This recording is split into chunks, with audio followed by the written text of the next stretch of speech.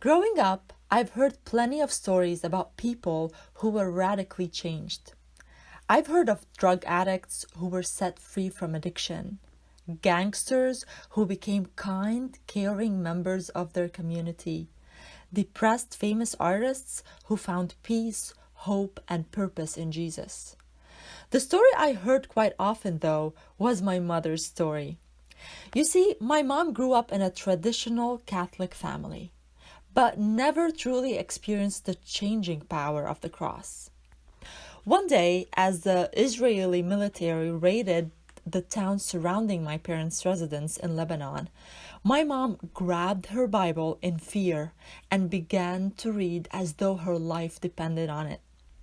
As she read Romans 6:23, she realized that if she were to die, she would not go to heaven, despite her good works, because she, like every person on the face of the planet, has sinned and fallen short. That's when her fear of hell and eternal damnation grew bigger than her fear of the war raging around her. So she raised her voice in prayer, saying, "Lord, forgive me. I turn away from my sins. I belong to you from now on." That was the day she began to change from an angry, frightened person to a godly, wise, and influential wife and mother. My story, however, was never that moving.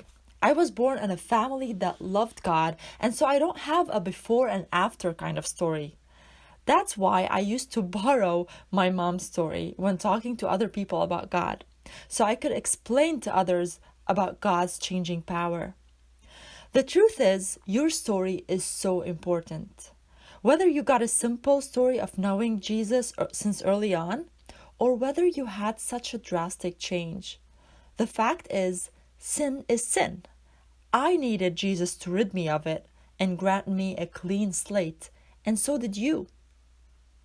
The Bible tells us about a man whose mission was sharing his own story. And that's how it all started. One day, Jesus stepped out of a boat into a new town. As soon as he did, he encountered a demon-possessed man. They say first impressions are so important, right? That man was kind of the welcoming committee of the town.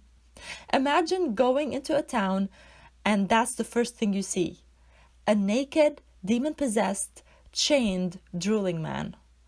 I say, get me out of that town.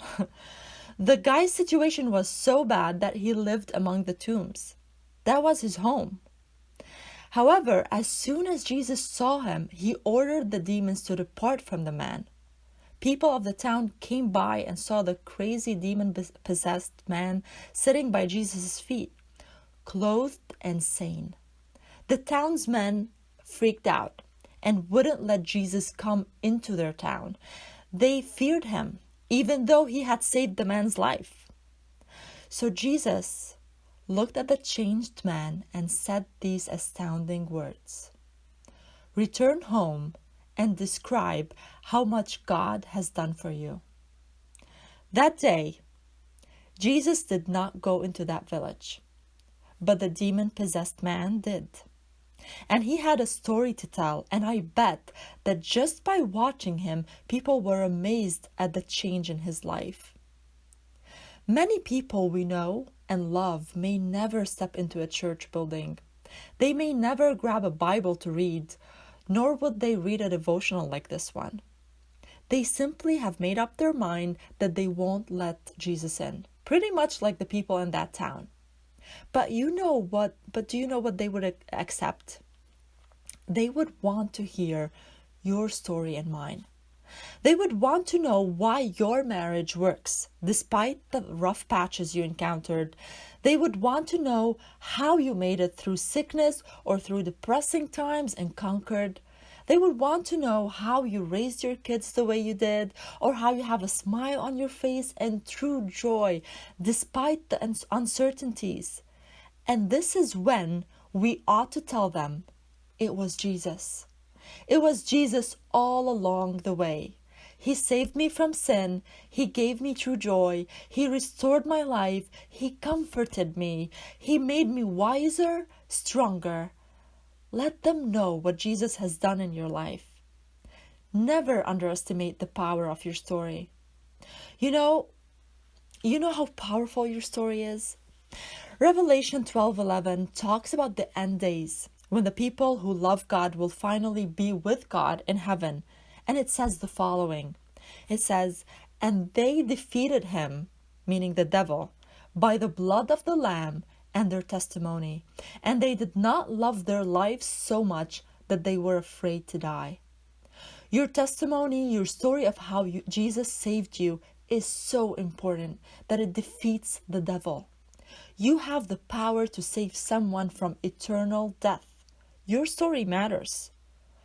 My challenge to you and to myself for the coming weeks is to share our story, is to impact others from now on. The people you know need to encounter the Savior. They don't need fancy preachers or eloquent speakers. They need a sincere person to share what Christ has done in their life. It's our responsibility. Let's go tell our story. Describe how much God has done for you.